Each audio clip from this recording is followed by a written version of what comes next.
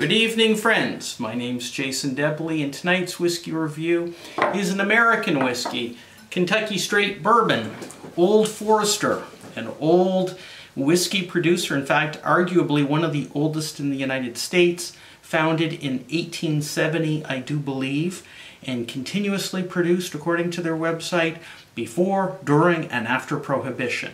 During Prohibition, they said it had medicinal qualities to get around the legal network prohibiting alcohol. In Fredericton, New Brunswick, where I live, north of Maine, USA, this bottle appeared on the liquor store shelf, and I was shocked because I've never seen Old Forester in Canada. It's, as I said, a very well-established, going back over 150 years, brand that you'd see in the United States on shelves currently for like between $20 and $25. It has no age statement. It's 86%, or it's 86 proof, or 43% alcohol by volume. It's not fancy whiskey. It's bottom shelf. It's entry level. And I'd never tried it, so I purchased it about 2 weeks ago, and me and a buddy tucked into it last weekend, and hence I'm going to do a review now. I feel qualified having sampled it judiciously with my good buddy Mike. And what else can I tell you? The mash bill, 72% corn purportedly, 18% rye, and 10% or so malted barley. And I think the malted barley, having tasted this, imparts some interesting flavor notes. In Canada, this cost the grand sum of $32. So it's cheap. I had low expectations. Did it exceed it? We're going to find out. Gonna pour myself a little dram here. No cork stopper here, just a little twist-off cap. The brand is now owned by Brown & Forman, big multinational. This would compete with Jack Daniel's Old No. 7, George Dickel, Rye. George Dickel's a really good brand, which I don't see on my shelves ever in Canada. So if you do see it where you live, buy it. George Dickel Rye in particular, really good. Okay, off topic. Now, on the nose, classic bourbon nose. What do you mean by that, classic bourbon, Jason? Well, you know, notes of vanilla and banana and rich oak, and there's a sweetness, bit of like bruised banana. There's nothing hot on the nose for such a cheap bourbon. So the nose is really good. The aromas are, you know, not fiery, not... you know, it hints at brown sugar. It's good. Okay, let's take a sip.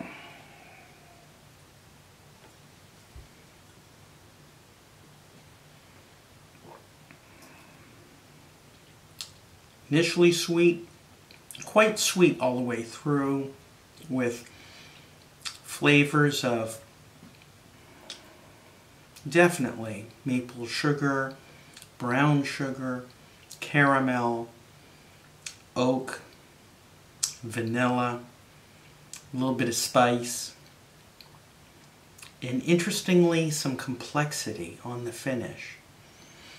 I think of limestone, spring water. The finish is medium in length, a little bit of mint there, tarragon, coriander, all on the finish. This is excellent. I was gobsmacked when I tried this last weekend. My buddy tried it, and he had a very good insight. He said, Jason, this is better than Buffalo Trace. I mean, Buffalo Trace has got a high reputation, but I was thinking about it, and I've had Buffalo Trace lately, and I like this better.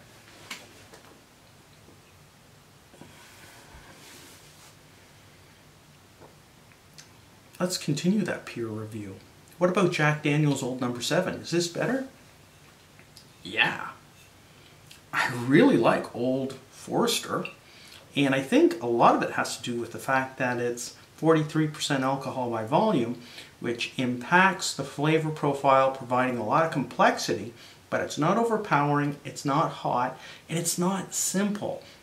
there's something going on here that's really good.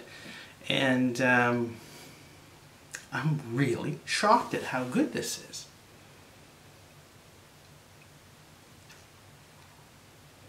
I was so shocked I was going to buy a second bottle and open that just to make sure that this just wasn't a one-off run of incredible whiskey, but I didn't do that. I didn't get to the liquor store tonight. Got to Costco, got Costco'd. So after I walked out of there with a stinging bill, I didn't feel like going to the liquor store, though this is not expensive. So this is what, you know, it makes me think of what Americans do right. Value for money, delivering a good service, or a fair product for a fair price. This is a total value for money proposition. It's an entry-level bourbon. It doesn't have a fancy cork stopper.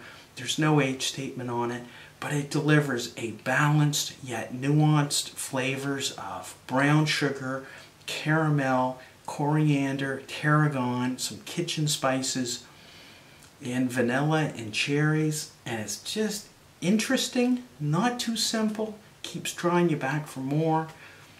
Love it. Highly recommend it.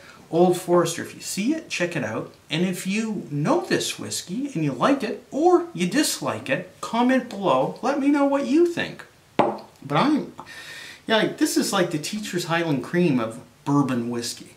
You know, like in Scotch world, you know, you need some cheap entry-level blends that you kind of go to. There's Teachers, there used to be a few others, but they keep changing the flavor profile. Black Bottle used to be one of them, not anymore. But Old Forester is good value for money, and it reminds me of another great American bourbon that no longer is made the way it used to be, and that's Jim Beam Black. Jim Beam Black used to be an 8-year age statement about 10-15 years ago. Amazing stuff, but they discontinued that 8-year age statement. I think they dropped it to 6. Not nearly as good. It's just not good anymore. Now it's just kind of boring. But Old Forester delivers. Highly recommended. Thanks for tuning in.